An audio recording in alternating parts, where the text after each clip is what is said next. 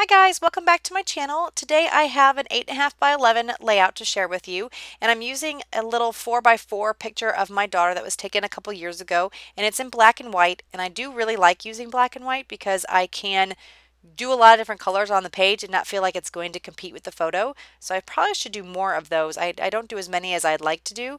I just don't think about printing them in black and white until the time comes. So if I don't have a printer or something with me, like I'm at a crop, I'm not able to print them out in black and white. But I probably should do more in advance because I really like how they look on the page. So now what I'm doing is just taking some doilies that are from my stash, and most of the embellishments and things like that came in a Scraptastic Valentine's kit from 2014. And I don't have a whole lot left of that kit, but I have these die cuts and things like that that I picked out that I wanted to use.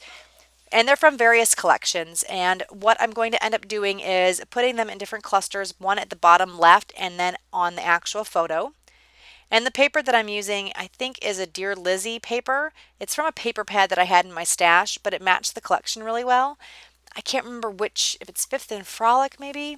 I can't quite remember which collection it's from. If you guys need to know, let me know and I can get that information for you. The birds are also from the kit. I think the die cuts and things might be Fancy Pants. I could be wrong. Like I said, they came in the February-March Scraptastic kit of 2014. The little heart punches that I'm adding there were punched out from the paper that came in the Scraptastic kit.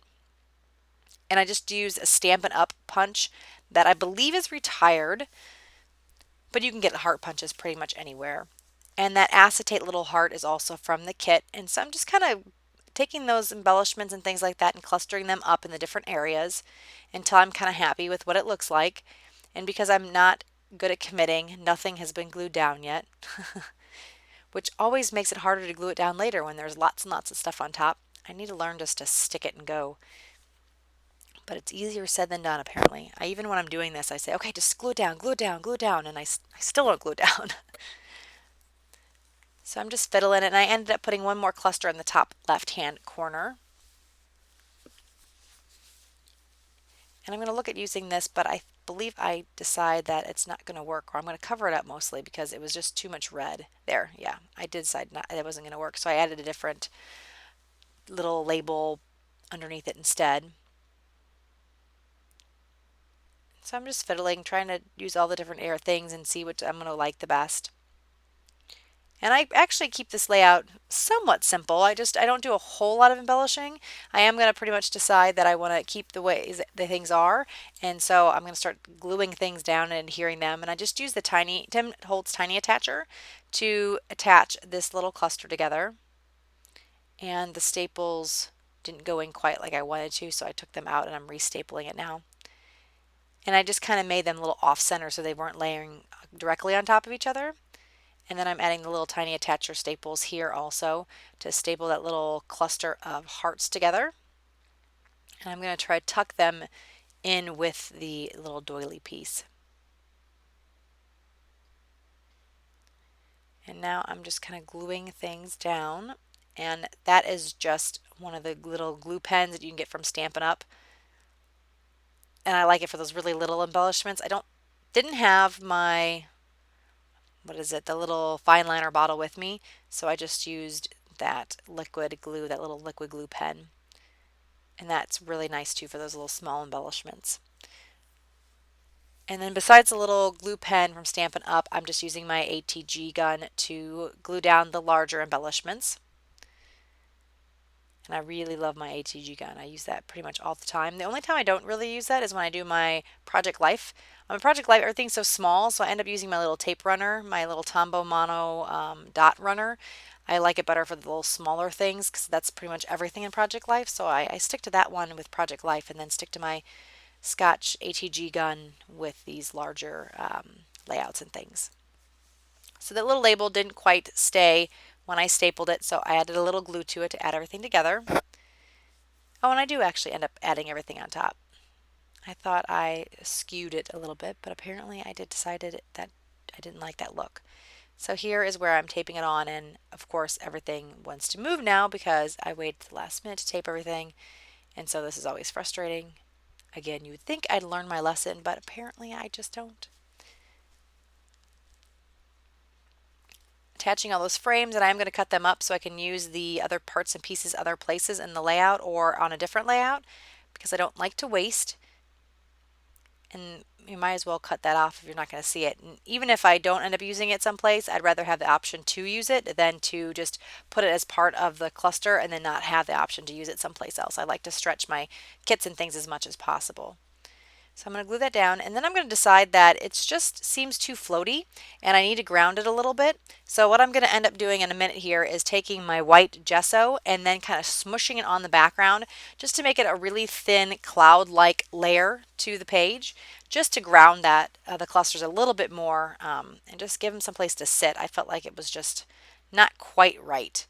So you're going to see me doing that in a second. I'm just using a dried up baby white for this because I wanted it to be a really thin layer. I didn't want it to be too much on the page. And right now I'm just marking with the pencil so I kind of know where the gesso needs to go. And I don't go either too far out or do too much in the middle. So I'm going to do the gesso on both the bottom left and the top, or in the top kind of middle-ish cluster, and then the top left. And I'm just dabbing it on. I kind of want that cloud-like look to it. And it actually kind of goes with the page because this page is titled Up on Cloud number 9. So I guess it works pretty well with this. And like I said, I'm just going to dab that on. I want a really, really lightness to it. And the background is pretty simple. It just has the black or the grayish spots with the white. So it doesn't take away from the pattern too much by adding this on. Just adds just enough.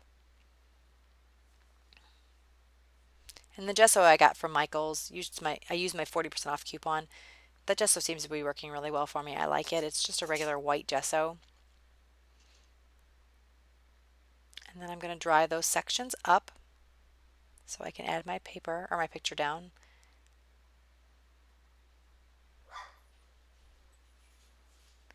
And sorry if you hear my doggie barking at the doggie next door. So that's all dried up, and then I'm going to adhere my pictures in a second after I add some sprays, and I'm just going to go through my little swatches to try to figure out what color is going to look best with the pictures and embellishment. I'm going to pick out a Heidi Swap color, and it's Primrose. Sorry, I was going to say Sweet Cherry, but it's Primrose. And I'm just going to splatter that on the background so that it peeks out from behind the pictures.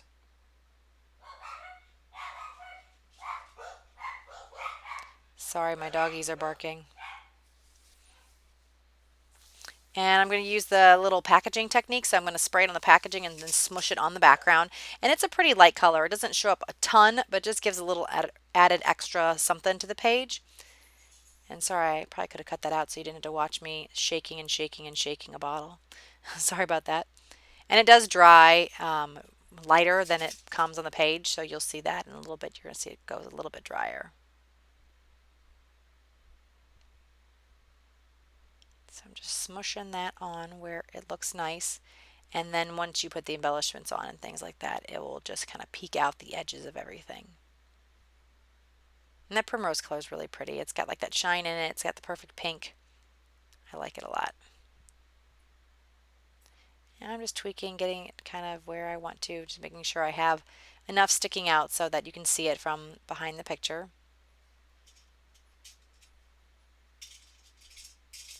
And then once I'm happy with it, I will glue everything down. I'm just cleaning up that packaging right now. I'm going to use my ATG gun to adhere everything to the background.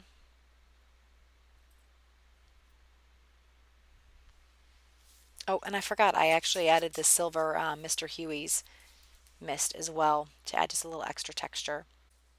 I'm just going to sprinkle this on the background. It kind of ties in the little gray dots in the background, that gray stripe on the bottom of the page.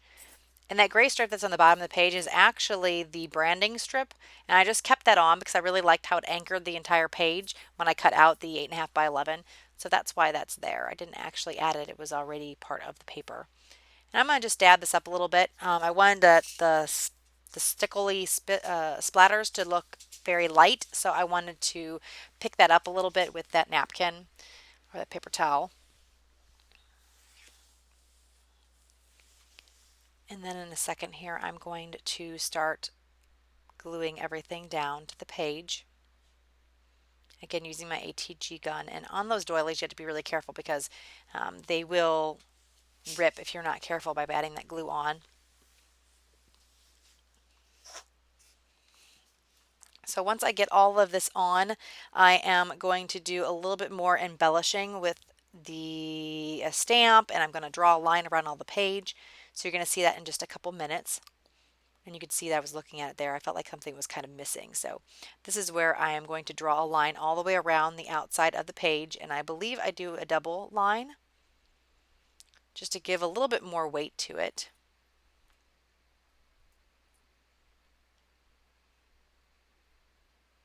Sorry, I didn't really edit this video too much to take some of the stuff out of it. So you get to watch me outline twice instead of me fast forwarding. So I apologize for that. But there you go. You have two different outlines just to give a little bit more weight. And I think it just draws your eye into the page where I think before things felt like they were kind of falling off. So I'm looking for a date because I wasn't quite sure what date this picture was taken. So I'll figure it out in a couple minutes here, and then I'm going to use my roller date stamp and add a date to the top left-hand corner. Oh, yes, I'm going to use my roller date stamp. I was going to draw it, and I think I decided to use my roller date. And I'm just using my Memento Tuxedo Black ink for this. And this is the Heidi Swap roller date stamp, so it's kind of got a scripty month, and then the day and the year are kind of simple. And so I am stamping it twice on here.